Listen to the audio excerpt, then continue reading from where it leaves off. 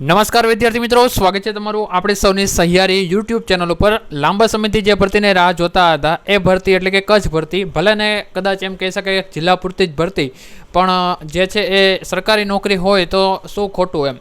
એટલે કચ્છ ભરતી જે છે 2025 એમાં આપણે બધી જ વાત કરવાની છે। ફોર્મ છે, પગાર છે, લાયકાત છે, વયમર્યાદા, કારણ કે હાલમાં ઘણા બધા લોકોને પ્રશ્ન થાય છે કે ભાઈ વયમર્યાદા કઈ રીતની રહેવાપાત્ર રહેશે, એમાં વિધવાઓને કઈ રીતની વયમર્યાદા રહેશે, સાથે સાથે કેટેગરીમાં લાભ લેવો હોય તો કઈ રીતની વયમર્યાદા લાગુ પડશે, ફોર્મ કેવી રીતે ભરવાનું છે એ પણ આપણે જોવાના છીએ। ફોર્મ ભર્યા બાદ રજિસ્ટર જે છે રજિસ્ટ્રેશન કરવું તો રજિસ્ટ્રેશન કેવી રીતે કરવું, કઈ કઈ વિગત નાખવાની, આવી બધી જ બધા જ પ્રશ્નો જે તમને થતા હશે તો આ બધી જ વસ્તુ આપણે જોવાના છીએ। અને ખાસ કરી જગ્યા તો તમે જોઈ લીધી હશે બરાબર, તેમ છતાં જોતી હોય તો કમેન્ટ કરજો તો આપણે જગ્યાનો પણ તમને જે છે જણાવી દઈશું। જે પણ લોકોને કરંટ અફેર જોઈતું હોય, કોન્સ્ટેબલ અને પીએસઆઈ તો લખ્યું છે, પણ કોન્સ્ટેબલ અને પીએસઆઈ સિવાય પણ આ કરંટ અફેર તમામ પરીક્ષામાં ચાલશે, તો જેમને જોઈતું હોય એ કમેન્ટ કરજો, આ નંબર ઉપર મેસેજ કરજો, તો ત્યાંથી તમને માહિતી મળી જશે। કચ્છ ભરતી ઉપરાંતની હાલની વિદ્યા સહાયક ભરતી, તમામ ભરતીની માહિતી લેવા માંગતા હોય તો ચેનલને સબસ્ક્રાઈબ કરજો, બાજુમાં ઓલ કરી જે આવે છે એના ઉપર ક્લિક કરી દેવું, ઓલ કરી બેલ આઇકન ઉપર ક્લિક કરવું, જેને કારણે તમને કચ્છ ભરતી ઉપરાંત વિદ્યા સહાયક જે ભરતી છે, શિક્ષકની ભરતી છે, તે તમામની માહિતી તમને સૌપ્રથમ મળી જાય। તો શરૂઆત કરીએ છીએ આપણા વિડીયોની। કચ્છ ભરતી તમામ માહિતી શરૂઆતની વાત કરીએ તો ઓનલાઈન ફોર્મ ભરવાનું શરૂ થઈ ગયું છે 12/5 એટલે કે આજથી। આજે તારીખ 12 મે છે, અંતિમ તારીખ છે 21/5/2025, એટલે લગભગ આપણી પાસે 20 દિવસ જેવો સમય, માફ કરશો 10 દિવસ જેવો સમયગાળો છે। ઓનલાઈન ફોર્મ ભરવા માટેની લિંક છે, આ લિંક ઉપર કચ્છ ભરતીની જે માહિતી છે બધી જ માહિતી તમને આના ઉપરથી મળશે, કારણ કે સ્પેશિયલ ભરતી છે। બાકી જો તમે અગાઉ ફોર્મ ભરેલું હોય તો તમારે જે છે ફરીથી ફોર્મ ભરવું પડશે જો તમે કચ્છ ભરતીમાં જોડાવા માંગતા હોય તો। સૌથી પહેલાં આ સાઇટ છે, આ સાઇટ ઉપર જશો એટલે તમને જે છે આવી રીતનું હોમ પેજ આવશે। હોમ પેજમાં જે તમે જોઈ શકો છો કે ભાઈ કચ્છ જિલ્લામાં વિદ્યા સહાયકોની સ્પેશિયલ ભરતી, આના ઉપર ક્લિક કરવાનું છે બરાબર। આના ઉપર ક્લિક કરશો એટલે તમારી સામે બીજી ડિસ્પ્લે આવશે, આવી રીતે આવશે। ગુજરાત રાજ્ય પ્રાથમિક શિક્ષણ પસંદગી સમિતિ આપને શુભકામના પાઠવે છે, રજિસ્ટર અને લોગિન। તો સૌથી પહેલાં તમારે જે છે રજિસ્ટ્રેશન કરવાનું છે। અગાઉ જો તમે કોઈ ભરતીમાં જે છે એ જે હાલમાં આપણે 1 થી 5 અને 6 થી 8ની જે ભરતી ચાલે છે તેમાં જો તમે ફોર્મ ભરેલું હોય તો એ ફોર્મ આમાં માન્ય ગણાશે નહીં, આમાં ફરીથી તમારે જે છે ફોર્મ ભરવાનું રહેશે। લોગિન કરશો તો પણ નહીં થાય, કારણ કે આમાં ફરીથી તમારે બધી જ વિગત છે તમારે જે છે ભરવાની રહેશે। એટલે સૌથી પહેલાં તમારે કરવાનું રહેશે રજિસ્ટર, એટલે સૌથી પહેલાં રજિસ્ટર કરવું। રજિસ્ટરની અંદર કઈ કઈ વસ્તુ નાખવાની છે તો અહીંયા જે છે પરીક્ષાનો પ્રકાર તો આપણે ટેટ 2 લખ્યો છે, સ્કૂલનો પ્રકાર છે ઉચ્ચતર પ્રાથમિક શાળા, જે કેટેગરી લાગે છે જે આપણે સ્કૂલના પ્રકારમાં લાગુ પડે છે એ આપણે નાખેલું છે। તમારે જે પ્રકારનો પરીક્ષાનો પ્રકાર આવતો હોય એ તમારે નાખવાનું, ટેટ 1 હોય તો ટેટ 1 અને ટેટ 2 હોય તો ટેટ 2, ઉચ્ચતર પ્રાથમિક શાળા આપને લાગુ પડે છે એટલે આપણે એ લખ્યું છે। ટેટ પાસ કર્યાનું વર્ષ છે 2020, તમારું જે પણ વર્ષ હોય એ લખી નાખવાનું, જન્મ તારીખ અહીં લખી દીધી છે, ઈમેલ આઈડી અહીં નાખી દીધું છે, પાસવર્ડ જે છે તમારે સેટ કરી દેવાનો છે બરાબર। અહીંયા આપણે પાસવર્ડ સેટ કરેલો છે અને જે છે એ રાજ્ય તો ગુજરાત, બહારના રાજ્યમાંથી હોય તો તમે એ અટેમ્પ કરી શકો છો। વિષયનો પ્રકાર અહીંયા નાખી દીધો છે, ટેટ નંબર તમારે લખી દેવાનો છે, ટેટની પરીક્ષાનો માધ્યમ ગુજરાતી, મોબાઈલ નંબર તમારે જે છે નાખી દેવાનો છે અને પછી કેપ્ચા જે ભરી દેવાનો છે, પછી રજિસ્ટર કરવાનું। જો અગાઉથી રજિસ્ટર કરેલું હોય તો લોગિન કરવું હોય તો અહીંયા ક્લિક કરવું બરાબર। આવી રીતે તમારી પાસે લાયકાત હોય તો આવી રીતે જે પરીક્ષાના જે વસ્તુ નાખવાની છે બધી નાખી દેવાની। એના પછી શું આવે છે, બીજી વાર આવશે જે છે તમે અહીંયા જે છે રજિસ્ટર ઉપર ક્લિક કરશો, નીચે તમે રજિસ્ટર ઉપર ક્લિક કરશો એટલે રજિસ્ટર થઈ જશે બરાબર। હવે પછી શું કરવાનું છે, પાછા તમે હોમ ઉપર જશો એટલે હવે તમને રજિસ્ટર અને લોગિન બે વસ્તુ દેખાશે। તો આ લોગિન છે એના ઉપર તમારે ક્લિક કરવાનું છે અને જૂનો જે પાસવર્ડ ને બધી વસ્તુ છે યાદ રાખવાની છે। હવે લોગિન ઉપર ક્લિક કરવાનું છે, ફરી પાછી જ્યાં તમારો ટેટ નંબર છે નાખવાનો છે, ટેટ પાસ કર્યાનું વર્ષ નાખવાનું છે, સ્કૂલનો પ્રકાર જે છે એ અહીંયા નાખવાનો છે, મોબાઈલ નંબર, પાસવર્ડ જે છે એ કરી દેવાનો છે અને કેપ્ચા જે છે એ અહીંયા લખી નાખવાના છે। કદાચ જો કોઈ આમાંથી વિગત એરર હશે બરાબર તો એ ફરીથી તમારી પાસે કેપ્ચા ભરાવશે ત્યારે જે છે જૂનો કેપ્ચા છે માન્ય નથી એવું આવશે, પછી લોગિન કરી દેવાનું છે।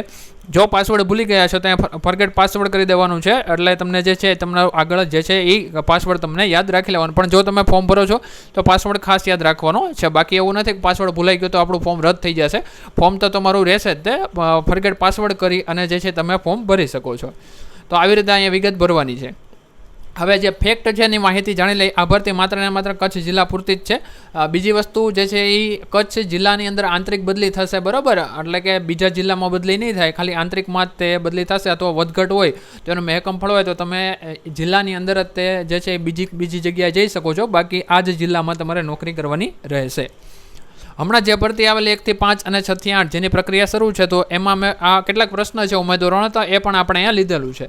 તો એમાં અમે ફોર્મ ભરેલું છે, તો અહીંયા બીજી વાર ફોર્મ ભરવું પડશે. આપણે અગાઉ જ કહી દીધું છે, બરાબર, તમારે બીજી વાર ફોર્મ ભરવું પડશે, કારણ કે આ સ્પેશિયલ કચ્છ માટેની ભરતી છે, એની સાઇટ પણ અલગ આપેલી છે, તો આપણે જોઈ શકીએ છીએ.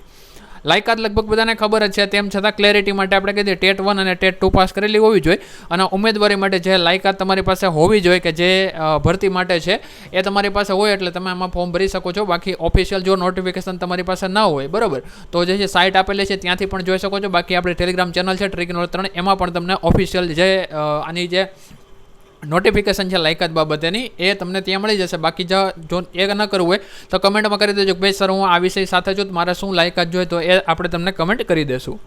હવે આવે છે પગાર ધોરણ. તો પગાર ધોરણ છે વિદ્યા સહાયકોને 5 વર્ષ સુધી પ્રતિમાસ 26,000 અથવા સરકારશ્રી વખત નક્કી કરે તે પ્રમાણેનું ઉચ્ચક માનદ વેતન આપવામાં આવશે.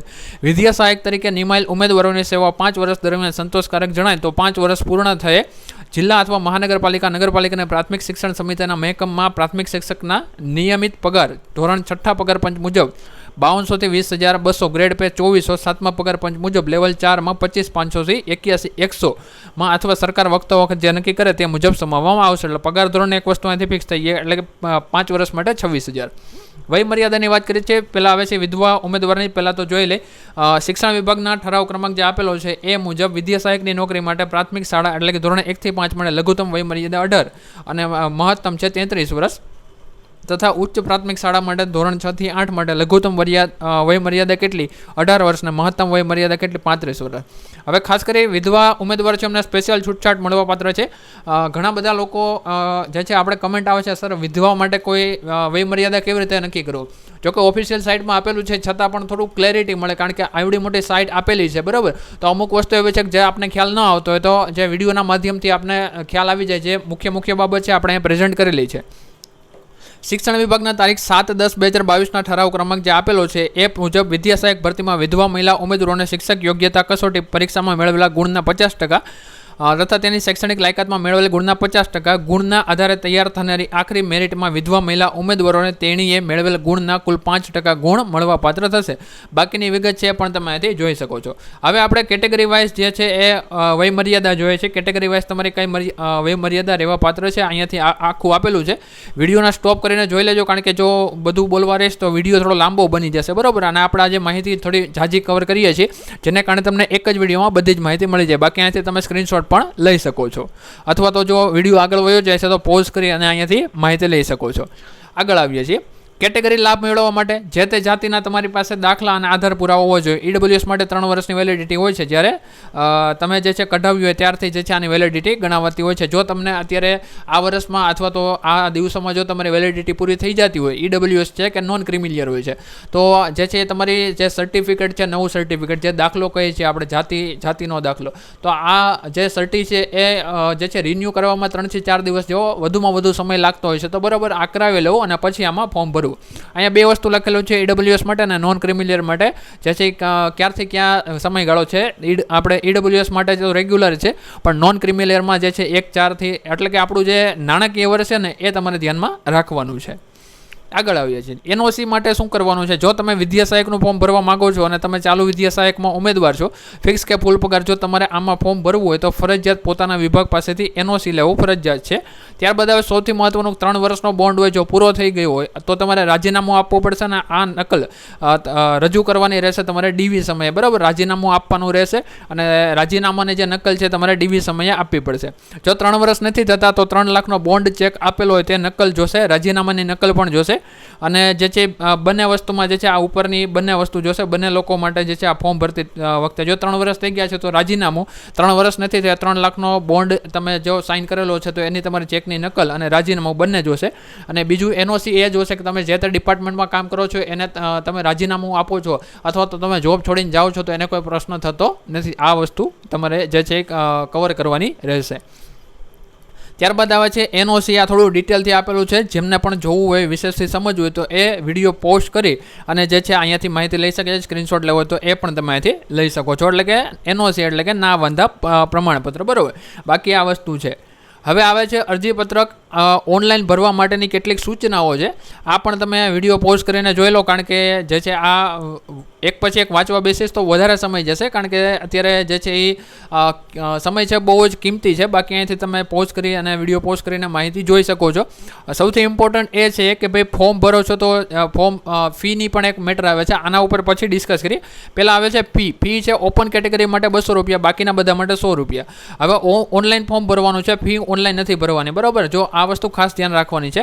ઘણા લોકો અહીંયા જે છે ભૂલ કરી દે છે કે ભાઈ ફોર્મ એ ભરી દે છે અને પૈસા તે ઓનલાઈન ભરી દે છે, અથવા તો એન પ્રકારે જે છે એ જે પોસ્ટમાં જે છે ચલણ જનરેટ કરાવી અને પૈસા મોકલાવી દે છે, મની ઓર્ડર કરી દે છે. તો આ નથી કરવાનું. આવું કરશો તો તમારી અરજી રદ ગણાશે. એટલે ઓનલાઈન ફોર્મ ભરવાનું છે, ફી ઓનલાઈન નથી ભરવાની, પરંતુ ફોર્મ ભરાઈ ગયા બાદ ફોર્મને પ્રિન્ટ કાઢી જરૂરી ડોક્યુમેન્ટ સાથે જોડી સીધું જ કેન્દ્ર પર જઈ જમા કરાવવાના છે. સ્વીકાર કેન્દ્ર પર આ ફી ભરવાની છે.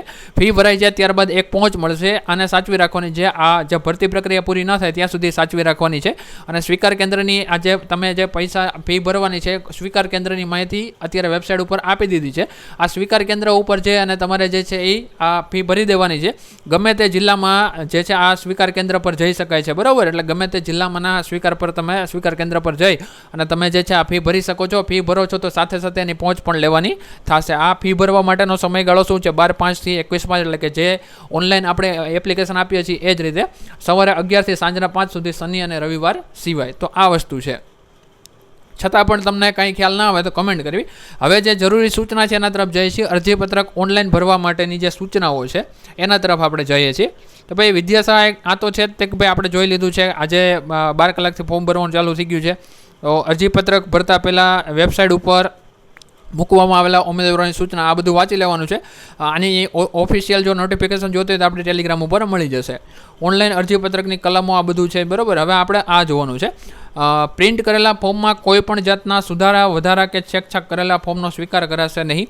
આમ છતાં જિલ્લા કક્ષાએ ફાઇનલ સબમિટ થયા બાદ પણ જો કોઈ સુધારો કરવાની જરૂર જણાય તો કામ ચલાવ મેરિટ યાદી પ્રસિદ્ધ થયા બાદ ક્ષતિ સુધારણામાં ઓનલાઈન ક્ષતિ સુધારણા ફોર્મ મેળવી સુધારો કરી શકાશે, પરંતુ નવીન વિગત, માહિતી કે લાયકાત ઉમેરો કરી શકાશે નહીં. સ્વીકાર કેન્દ્રની યાદી આ સાઇટ ઉપર આપેલી છે, એના ઉપર જઈને જોઈ લેવું. અરજીપત્રકની હાર્ડ કોપી રાજ્યના નક્કી કરેલ સ્વીકાર કેન્દ્ર ઉપર જરૂરી અસલી પ્રમાણપત્ર, એટલે કે જે પણ જે તમારા જે ડોક્યુમેન્ટ જોઈએ છે, બરાબર, નિયત કરેલી ફી છે, સહી કરેલી પહોંચ અને સ્વીકાર કેન્દ્ર મારફત અરજીપત્રક છે સબમિટ કરાવવું. જિલ્લા સ્વીકાર કેન્દ્ર પર ફાઇનલ સબમિટ થયા સિવાયનું કોઈ પણ અરજીપત્રક ગ્રાહ્ય રાખવામાં આવશે નહીં. અરજીપત્રક ફાઇનલ સબમિટ કર્યા બાદ સ્વીકાર કેન્દ્ર દ્વારા આપવામાં આવેલ સ્વીકારનારની સહીવાળી પહોંચ મેળવી સાચવી અને પસંદગી સમયે અચૂક લાવી. જો આ નહીં હોય તો તમને જે છે ભરતી પ્રક્રિયામાં માન્ય રાખવામાં આવશે નહીં. આ પણ જરૂરી છે. સ્વીકાર કેન્દ્ર અથવા ભરતી કાર્યાલયની કચેરી ટપાલ કે કુરિયર મારફતે અરજી ફોર્મ સ્વીકારવામાં આવશે નહીં. રજૂ થયેલ અરજીપત્રો રદ ગણાશે. તો આ પણ વસ્તુ ખાસ ધ્યાનમાં રાખવાની છે. આશા રાખીએ છીએ તમામ પ્રકારની માહિતી તમને મળી ગઈ હશે. હજુ પણ જો કાંઈ પણ તમને પ્રશ્ન હોય તો કમેન્ટ કરજો. તમને જે છે આપણે આન્સર આપશું, જેને કારણે તમને પૂરેપૂરી માહિતી રહે કે ભાઈ એક તો લાંબા સમયે કોઈ સરકારી ભરતી, ખાસ કરીને શિક્ષક ભરતી આવી છે, કચ્છ ભરતી, બરાબર. માત્ર એવું છે કે માત્ર કચ્છમાં રહેવાનું છે, પણ લાઈફ ટાઈમની નોકરીની જે છે એ તમને મળી જાય છે, ફ્રીડમ મળી જાય છે કે એકવાર લાગી જાઓ છો એટલે લાઈફ ટાઈમ પછી કાંઈ ઉપાધિ નથી, બોન્ડ કંઈ સાઇન કરવાનો રહેતો નથી, બરાબર છે. તો જે છે કાંઈ પણ પ્રશ્ન થાય તો 100% પૂછી લેજો. આપણી જે ચેનલ છે અત્યારે ટેટ ભરતી છે, ક્રમિક ભરતી છે, એના ઉપર વિડીયો બનાવી રહી છે અને આ કચ્છ ભરતીનો પણ તમને વિડીયો પૂરો આપેલો છે. તો જે વધારે લોકો સુધી આ માહિતી પહોંચાડજો, કારણ કે બીજા લોકો પણ તૈયારી કરતા હોય છે, એમને પણ ઘણા બધા ડાઉટ હોય. તો એમને જો બીજા ડાઉટ હોય તો કમેન્ટ કરશે, જેને કારણે આવનારા સમયમાં એ લોકોના ડાઉટ ન રહે અને પોતાનું સ્થાન છે આવનારી ભરતીમાં નક્કી કરે. આજે જે PML આવ્યું છે એમાં કોઈ પણ વ્યક્તિ લાગેલા હોય તો એમને હાર્દિક શુભકામના. અને જે એક બીજી વસ્તુ, જો તમને જે તે ભરતીમાં તમે લાગી ગયા છો અને જો તમે સક્ષમ છો તો બીજી આગળની ભરતીમાં અપ્લાય ન કરવું એવું ખાસ વિનંતી કરીએ છીએ. કારણ કે હાલ અત્યારે જે છે એ જગ્યા બહાર પડે છે અને તમે ફરી એપ્લાય કરો છો તો જૂની જગ્યા બાકી રહી જાય છે અને નવી જગ્યા અપ્લાય કરો છો તો એક કોમ્પિટિશન ઊભું થાય છે. બસ તો આજના વિડીયોમાં સુધી રાખીએ છીએ. મળીએ છીએ નવા વિડીયોમાં. જય હિન્દ, જય ભારત, વંદે માતરમ.